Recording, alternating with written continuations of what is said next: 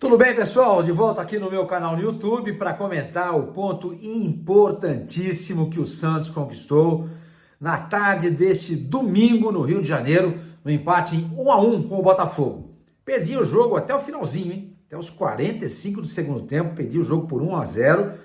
O gol foi marcado pelo Danilo Barbosa aos 11 minutos do primeiro tempo, de cabeça. Problema seríssimo que o Santos vem encontrando. Não só nos últimos jogos, mas durante a competição, mas acabou empatando o jogo com um gol também de cabeça do zagueiro Messias aos 45 minutos da etapa final. Ótimo resultado. Claro, seria excelente se o Santos vencesse, tivesse vencido. O próprio zagueiro Messias, em entrevista à Rede Globo no final do jogo, deixou bem claro: olha, a gente veio, né, dizendo ao Rio de Janeiro, ele dizendo, né, em busca dos 3 pontos. Não deu, mas diante das circunstâncias, o ponto conquistado foi muito importante. E foi mesmo. Mas vamos falar um pouquinho mais sobre isso daqui a pouquinho, mas eu quero pedir para vocês, mais uma vez, se inscreverem aqui no meu canal. Se inscrevam, deem seu like, acionem o sininho, que é muito importante para mim, tá bom? Então, gente, esse ponto conquistado faz o Santos chegar, nesse momento, no Campeonato Brasileiro, a 42 pontos. 42 pontos. O Santos que se mantém 43 pontos. O Santos chega a 43 pontos e está na 14ª colocação. Independentemente de resultados do Internacional, do Goiás, do Cruzeiro, não importa o que venha acontecer, o Santos vai ficar a 2 pontos da zona do rebaixamento. Ele estava a 4. Como deixou de conquistar 2 pontos neste jogo contra o Botafogo, conquistou apenas 1 em 3, então a diferença que era de 4 caiu para 2. De qualquer maneira, o jogo foi fora de casa. Ganhar um ponto lá foi muito importante. O fora da curva nessa rodada foi a vitória do Bahia sobre o Corinthians em Itaquera. Ainda por cima por 5-1. Porque se o Bahia não tivesse vencido o Corinthians, a tendência era a vitória do Corinthians, jogando em casa, no seu Itaquerão, o Bahia nesse momento estaria com 38 pontos.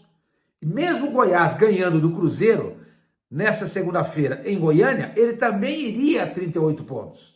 Então, Goiás e Bahia com 38, Coritiba com 29, já rebaixado, assim como o América com 21. Então, 38 pontos seria o primeiro time fora da zona de rebaixamento. O Santos, nesse momento, está com 43, ficaria a 5 pontos. Então, o grande problema foi isso, o grande problema do ponto de vista dessa luta aí contra o rebaixamento. O grande problema foi a vitória do Bahia diante do Corinthians. Deixa eu tomar uma aguinha aqui que eu tô com sede, peraí.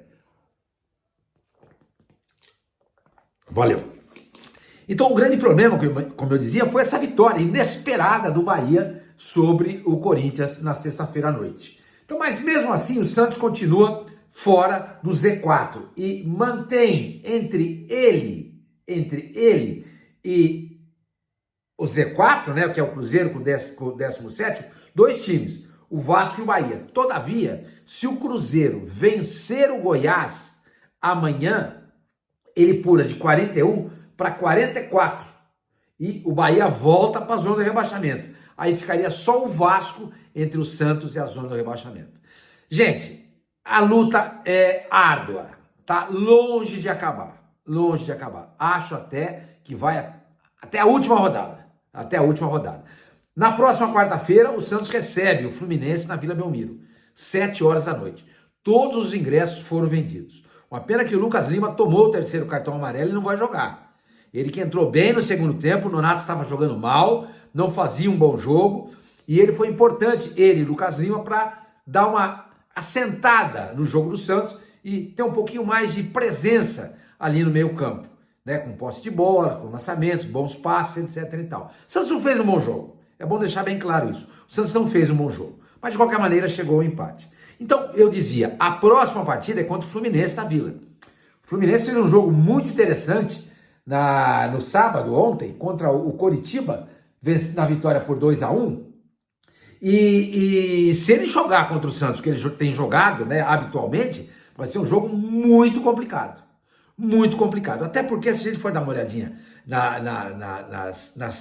nas duas, o Santos fez 3 partidas dessas 7 partidas que o Santos não perde, 3 foram na Vila Belmiro. 4 foram fora.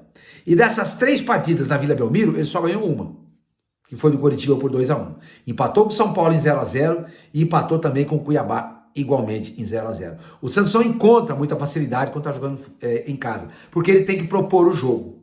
E isso não vai ao encontro do que da filosofia do técnico Marcelo Fernandes, que prefere que o Santos seja um time muito mais reativo do que ativo.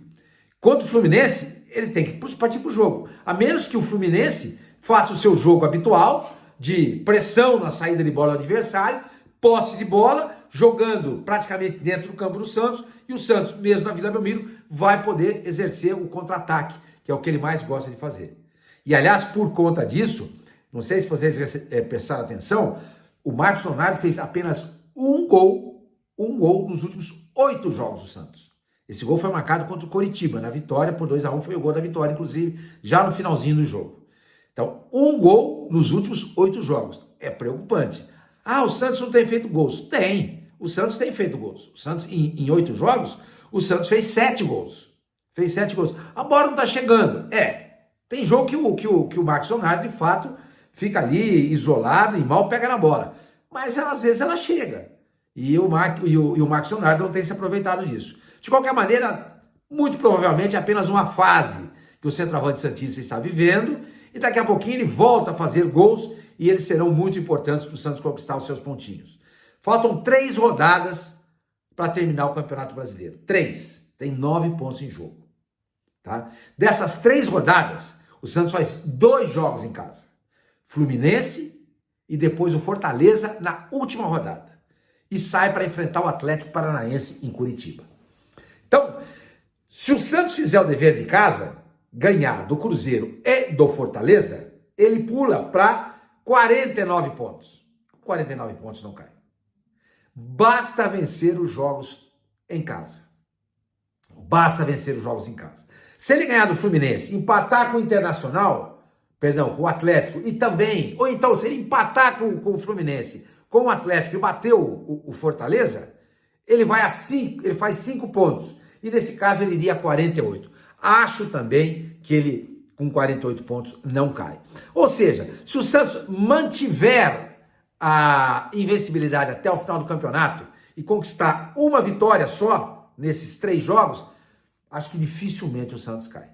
Dificilmente o Santos cai. Agora, é importante fazer uma vitória em 3 jogos e empatar os outros 2.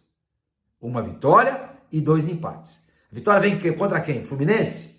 Contra o Furacão em Curitiba? Ou vem contra o Fortaleza? A gente não sabe, mas torce muito para que isso venha a acontecer.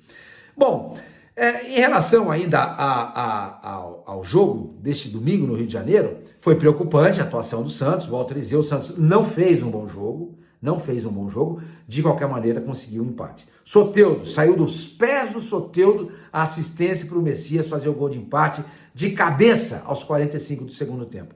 Mas o Soteldo fez um jogo muito apagado. Ele praticamente perdeu quase todas as bolas que chegaram para ele. Quase todas as bolas.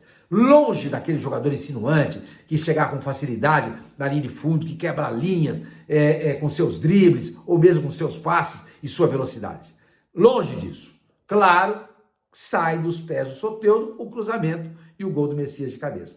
Mas se o Soteldo não jogar bem, ele é uma espécie de termômetro. Se ele não jogar bem, é problema para o Santos. É problema do Santos. Até porque, por conta disso também, o Marcos Leonardo, poucas chances de gols ele tem. Porque ele depende muito do futebol do Soteldo. Muito. Por isso, para o Marcos Leonardo fazer gols, é importante que o Soteldo jogue bem. Jogue bem. Outra coisa que eu queria falar, o Patatinha entrou no segundo tempo. Deixa eu ver se eu consigo descobrir aqui exatamente qual foi o tempo de jogo que o Patatinha entrou. Vamos dar uma olhadinha. O que eu quero dizer é o seguinte, o Patatinha entrou e deu vibração ao time. Deu velocidade ao time. Ele pegava a bola e ia para cima do marcador. Ele não tinha medo.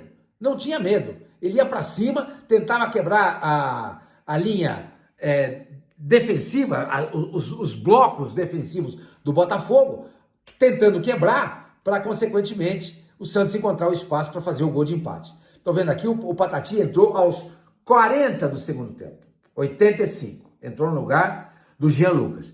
Então, o que eu quero dizer é o seguinte, ao invés de ficar colocando o Max Silveira, como o Marcelo Fernandes fez nessa partida, que ele coloca no intervalo do jogo o Max Silveira no lugar do Camacho.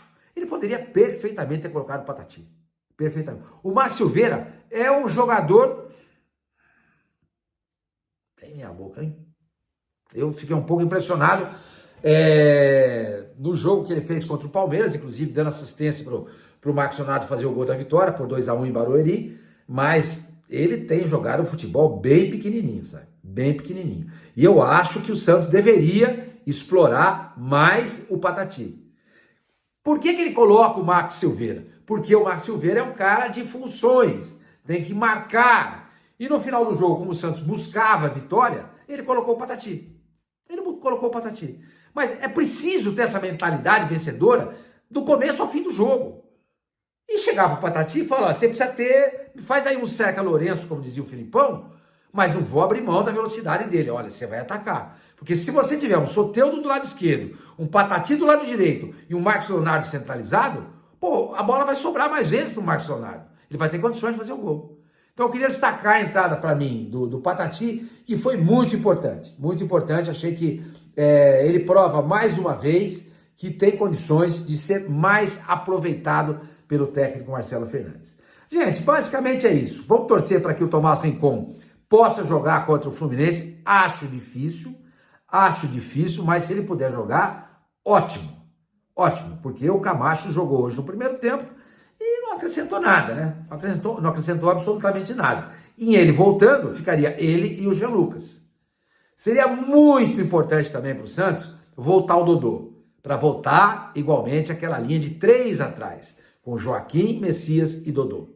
Aí você tem Braga, Rincon, Jean Lucas e o Kevson. Ali na frente não vai poder jogar o Lucas Lima, que ele está suspenso, entra o Nonato. Ou então você pode fazer uma linha de 5, né?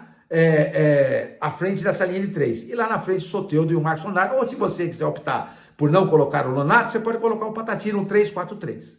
Tá? Há possibilidades e o problema todo é a falta de tempo para treinamento. Gente, então é isso. Jogo muito importante, um empate muito importante para o Santos. De grão em grão, a galinha está enchendo o papo. Tomara que ela fique com a pança cheia ao final do campeonato e o Santos não seja rebaixado, algo que nunca aconteceu na sua história.